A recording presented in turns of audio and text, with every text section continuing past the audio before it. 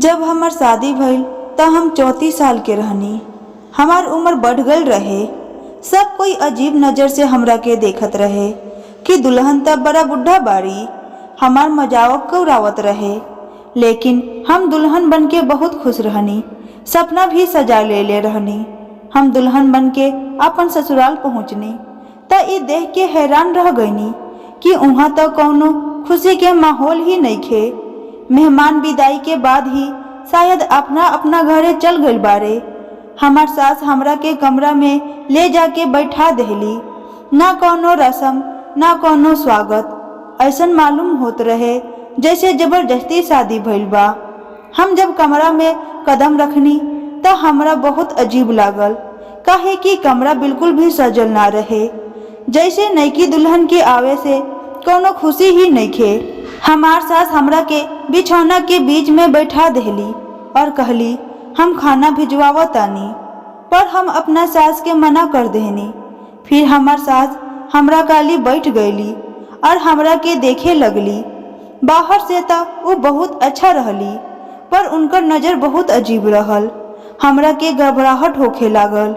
फिर वो हमरा से बोलली तू बहुत सुंदर लागत बारू। हम मुस्कुरा के धन्यवाद कहनी, पर उनका मुंह से निकले वाला अगला शब्द हमरा के परेशान कर देहलस। जब वो कहली कि भगवान तहार खूबसूरती कायम रखस, उनकर बात पर हम हैरान रहनी। उनकर बात सिर्फ अजीब ना रहे, बल्कि बोले के तरीका भी अजीब रहे। बिना कुछ कहे हम बस अपन सर हिला देनी। उनकरा से सवाल जवाब पूछल हमरा ठीक ना लागल। फिर वो एने ओने के बात करे लगली। कोनो चीज के जरूरत हुई तो बता दी ह, और फिर कमरा से बाहर चल गईली। जहाँ हमरा खुश होके के चाही ओजा आज हमरा अजीब सा बेचैनी महसूस होता। सास के जाए के कुछ देर बाद ननद भी आ गईली और हमरा से बात करे लगली। उम्र में हमरा से बड़ रहली। हम मुस्कुरा के उनकरा से बात करत रहनी, पर वो भी हमरा से कुछ अजीब बात करल शुरू कर देहली, जेकरा सुनते ही हमार दिमाग बुरी तरह से खराब हो गई।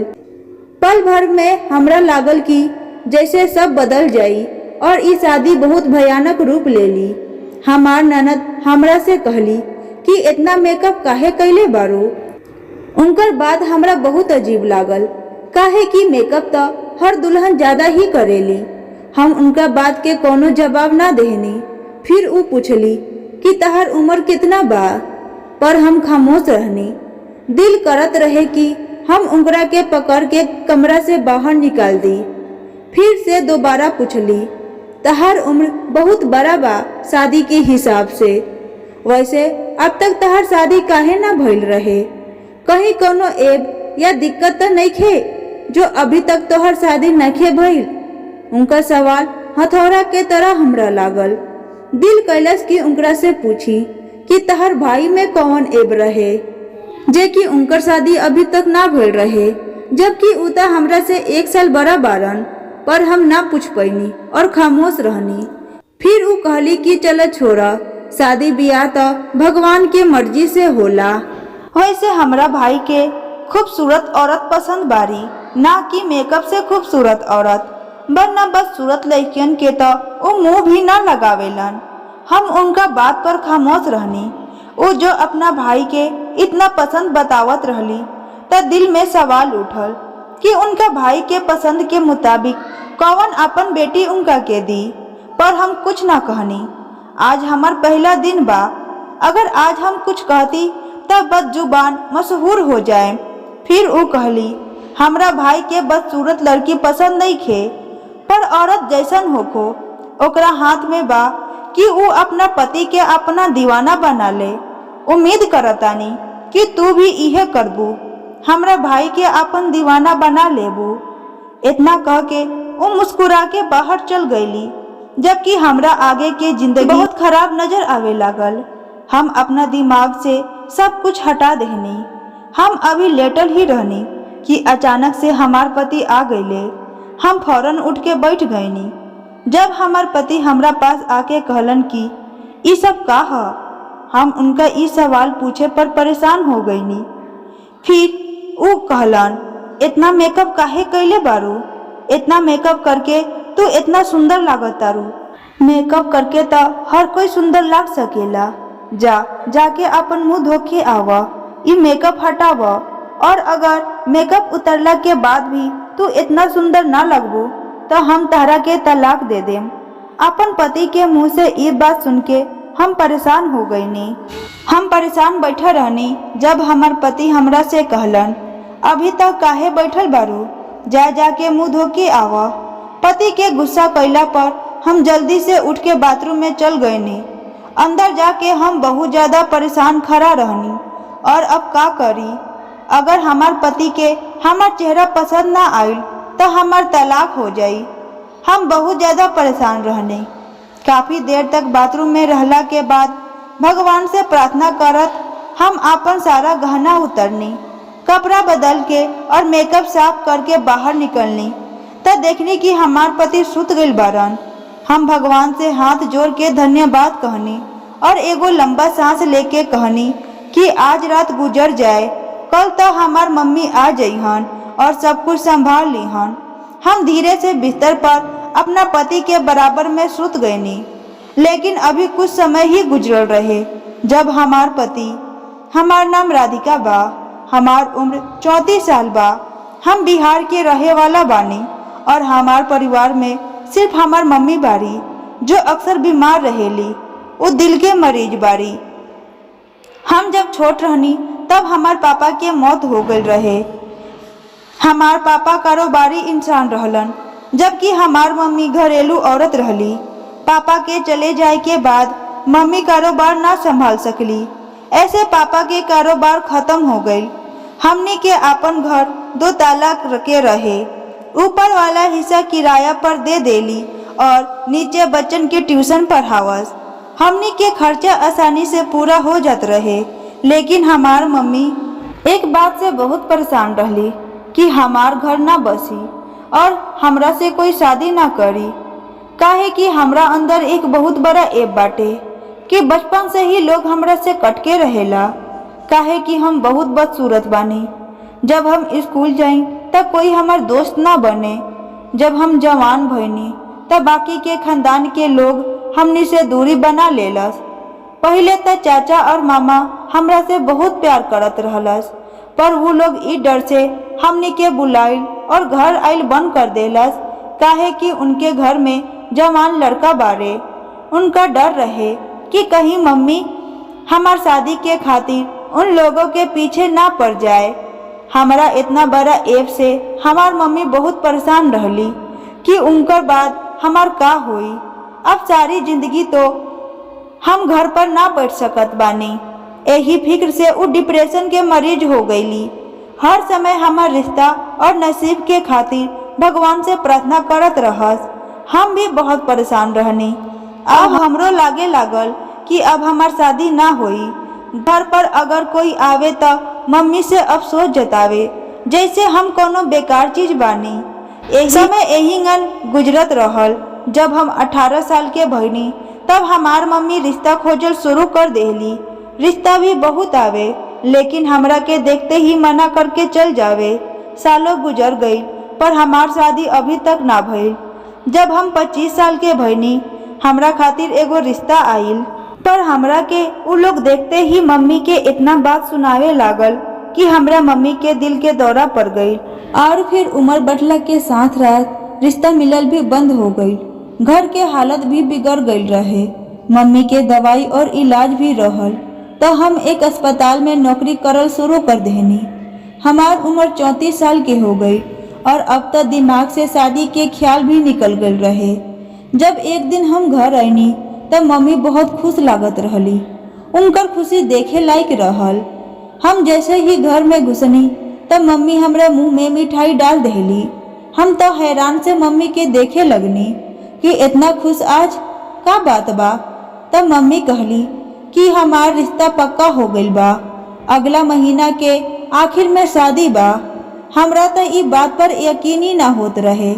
फिर मम्मी कहली कि हम तोहार तस्वीर 3 महीना पहले एगो रिश्ता करे वाली काकी के देहले रहनी तो उहे रिश्ता लेकर आई रहली। साथ में लड़का के माई भी रहली और दोनों तरफ से रिश्ता पक्का हो गई। हम मम्मी से पूछनी, मम्मी तू हमरा बारे में सबसे बड़ा ऐब के बारे में तो बता देलू है ना। मम्मी कहली, हाँ सब बता देनी हाँ, उ लोग के कोनो दिक्कत नहीं खे। मम्मी के बात सुन के हम चुपचाप अपना कमरा में चल गईनी। पता ना वो के रहे जो हमार हकीकत जाने के बाद भी हमरा के पसंद कर लेलस। हम यही सब सोचत रहनी कि कहीं वो आदमी में भी त कोनो ऐब नहीं खे, वरना हमरा से भला काहे पसंद करी जब हमरा अंदर इतना बड़ा ऐब बा। मम्मी हमरा के उ लड़का के तस्वीर देखैली। तस्वीर देख के हम तो हैरान रह गईनी, काहे कि उ आदमी बहुत ही सुंदर रहे। मम्मी कहली, इनकर उम्र 35 साल बा, खानदानी दिक्कत के चलते अभी तक इनकर शादी नइखे भइल। अचानक हमरा सब कुछ अच्छा लागे लागल, जैसे हमार सारा तकलीफ दूर हो गईल। अब हमार जिंदगी भी खुशियाँ से भर जाई। अब हम बहुत खुश रहनी। ये खुशी के मौका पर सब रिश्तेदार भी पहुंच गईले, काहे कि सब कोई ही हमरा शादी से उम्मीद छोड़ देले रहे। लेकिन हमार फुआ के ई बात पर बहुत एतराज रहे, काहे कि शादी के सारा सामान हमार सास अकेले ही लावत रहली, ना कोनो रिश्तेदार ना कोई और दूसरा। यहाँ तक कि हमार ननद भी ना आयल रहली। लेकिन हमार मम्मी नजरअंदाज कर देली और हमार शादी कर देली। हम एक उम्र में भी दुल्हन बन के बहुत सुंदर लागत रहने। हर कोई हमरा के देख के हमार तारीफ करत रहे। लड़का वाले के तरफ से भी मेहमान आए रहलन। बहुत ही साधारण तरीका से हमार शादी हो गई और हम ससुराल आ गईनी। ससुराल खातिर हम जहाँ सपना सजैले रहनी उ तब पल भर में टूट गई, जब हमार सास हमरा के कमरा में बैठा देली और अंदर से दरवाजा बंद कर देली और फिर हमरा हाथ में एगो कागज के टुकड़ा दे के कहली, रोज एमे से एगो टुकड़ा तोड़ के हमरा बेटा के पानी में मिला के जरूर पिला दी है। उनकर बात सुन के हम परेशान हो गईनी। जब हम पूछनी कि ई का है तो हमार सास एकदम घबरा गईली और कहली, एकरा के छुपा ल, बस ये समझा कि बहुत काम के चीज बा, एकरा बारे में केहू से मत बताइहा। हम खामोश हो गईनी। फिर वो कुछ देर बैठली, ओकरा बाद चल गईली। फिर हमार ननद अइली और हमरा से अजीब गरीब बात करे लगली। फिर वो भी चल गईली। पर हमार पति हमरा साथ जैसे पेश आयल रहलन, वो चलते हम बहुत परेशान रहनी और बहुत रोवत रहनी। अगला दिन हम अपना मम्मी के पास गईनी। रात जवन भइल रहे ओके बतावे लायक ना रहे कि हमार पति हमरा पर कितना जुल्म कैले बारन। हम बहुत खतरनाक तकलीफ से गुजरत रहनी। हम जब अपना मम्मी के घर गईनी तो हमार मम्मी हमार चेहरा देख के परेशान हो गईली और कहली, तू खुश नहीं खू, का बात बा? का तहार ससुराल वाला और तहार पति तहरा साथ बुरा व्यवहार कैले बारन? मम्मी के सवाल पर हमार आंख आंसू से भीज गई। लेकिन हमार पति ये बात केहू से बतावे से मना कैले रहलन। वो हमरा से कहले रहलन कि अगर हम ये बात केहू से बताएं तो वो हमरा के तलाक दे दीहन। हम मम्मी से कहनी कि ना, ऐसा कोनो बात नहीं खे। हमार पति बहुत अच्छा बारन और हमार सास और ननद भी बहुत अच्छा बारी। हम कहनी तब मम्मी चुप हो गईली, लेकिन उनका दिल में हलचल होत रहे। थोड़ा थोड़ा देर पर सवाल करत रहली। शाम के हमार पति हमरा के लेवे अइलन और हम उनका साथ अपन ससुराल आ गईनी। दोसर केहू तो समझत रहे कि सब कुछ ठीक बा, लेकिन ई केहू न जानत रहे कि हमार जिंदगी में का गुजरत बा। हम फिर से नौकरी पर जावे लगनी। हमार पति कहले रहलन कि घर के खर्चा वो अकेले नखन उठा सकत। जब मम्मी हमरा से पूछली कि तू नौकरी काहे करत तारू, तो हम कहनी कि हमरा घर में दिल नहीं लागत, काहे कि हमार पति केहू से बात करे से मना कैले बारन। जिंदगी मुश्किल से मुश्किल होत जात रहे। जब एक दिन हमार पति घर पर ना अइलन तब हमार सास हमरा कमरा में अइली। अक्सर वो अपना कमरा में ही रहत रहली है। आज सुबह वो बहुत ज्यादा गुस्सा में लागत रहली। जब वो गुस्सा से हमरा से पूछली कि जवन कागज हम तोहरा के देहले रहनी तू पानी में डाल के हमरा बेटा के दे तारू कि ना। सास के सवाल पर हम घबरा गईनी, काहे कि वो कागज तो हम फेंक देले रहनी। हम अपन सास से झूठ बोल देनी कि पिलावे नहीं। तब हमार सास गुस्सा से कहली कि तू झूठ बोला तारू, तू ओके ना पिलावेलू। अब जो भी होई ओकर जिम्मेवारी तू खुद बारू। गुस्सा से कह के कमरा से निकल गईली, जबकि हम अपन सास के बात पर परेशान हो गईनी। इतना मुश्किल तो होता, अब और का बाकी रह गइल बा जिंदगी में। हम परेशान होके सोचे लगनी। अब हमारा के शक भी होके लागल कि कहीं सच में कुछ बड़ा ना होको। लेकिन ये बात भी हैरान करने वाला रहे कि हमार सास के पहले दिन से ही हमरा से हमदर्दी हो गई। हम अपन सास के बात के नजरअंदाज कर देनी। अगला दिन हम अपन काम से जल्दी आ गईनी। जैसे ही घर में कदम रखनी त देखनी कि घर के बरामदा में हमार ननद एगो काकी के साथ बैठल बारी, जौन हमार शादी करैले बारी। ये उहे काकी बारी। हम ये बात नजरअंदाज करके जैसे ही आगे बढ़नी कि अंदर के आवाज सुन के हम अपन सांस रोक लेनी। हम अपन मुंह पर हाथ रखनी और कमरा में भाग गईनी। अंदर से दरवाजा बंद कर लेनी और रोवे लगनी। हमरा अभी तक यकीन ना होत रहे कि जौन हम सुननी उ सच बात ह। इतना बड़ा खेल खेलल गइल बा हमरा साथ। हम सोचनी कि हम अपना पति से ई बारे में बात करम, पर अगला दिन जौन भइल हमरा पैर के नीचे से जमीन निकल गई। काहे कि सुबह जब हमार पति घर लौटलन त हम अपना मम्मी के घरे आकर खूब रोनी।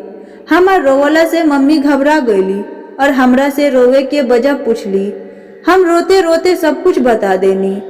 अब हम शुरू से अपन कहानी बतावतानी। दरअसल जब हम पैदा भइनी त हम बहुत सुंदर रहनी, पर जब हम 5 साल के रहनी तब गरम गरम तेल हमरा चेहरा पर गिर गईल, जेकरा वजह से हमार आधा चेहरा बुरी तरह से जल गईल।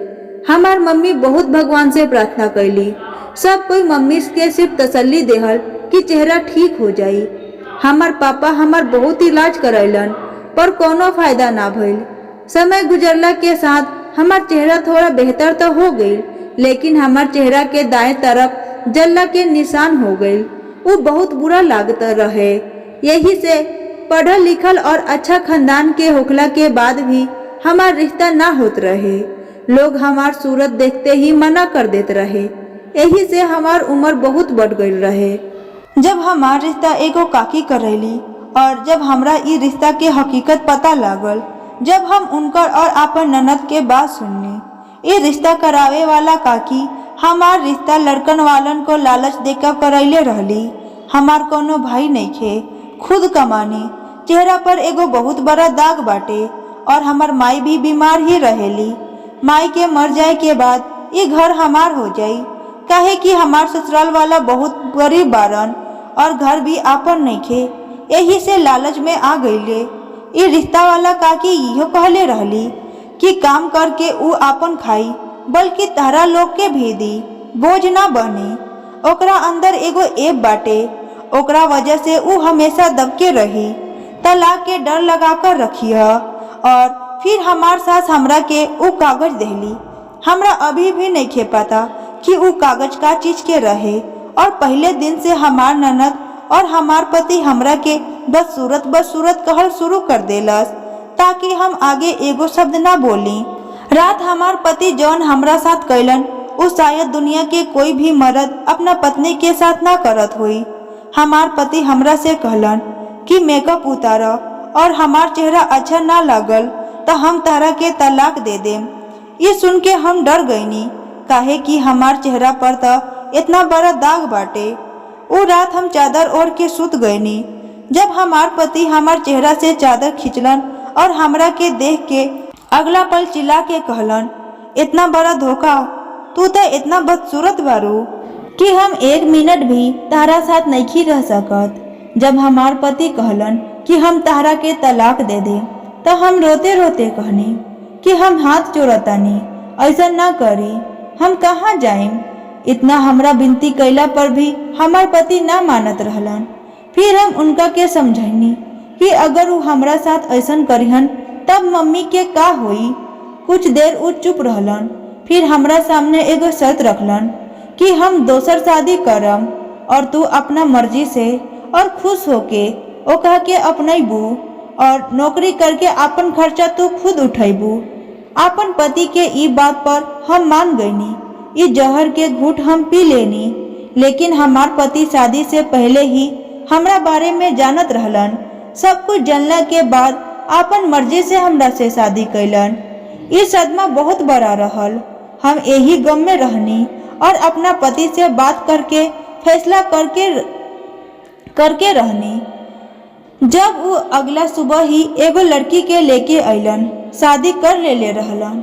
ई खबर बिजली के तरह हमरा ऊपर गिरल। वादा के मुताबिक हम ई बर्दाश्त कर भी लेती अगर हमार पति हमरा साथ इतना बड़ा धोखा ना कैले रहतन। हम ई सब अपना मम्मी के बता देनी। वो हमार किस्मत पर बहुत पछतावे लगली और फिर हमरा के बहुत हिम्मत से समझैली कि हम अपन घर वापस लौट जाई। उनकर बात सुनकर हम बहुत हैरान रहनी। फिर मम्मी कहली, थोड़ा सब्र रख, सब्र के फल भगवान जरूर दीहन। लेकिन अब तहार तलाक के बाद हम बर्दाश्त नहीं कर सकत। हम मम्मी के कहला पर वापस अपन ससुराल आ गईनी। हमार सौतन और हमार ननद हमरा के ऐसन देखत रहे जैसे देखते ही निगल जाई। हम सब कुछ नजरअंदाज करके अपन कमरा में चल गईनी।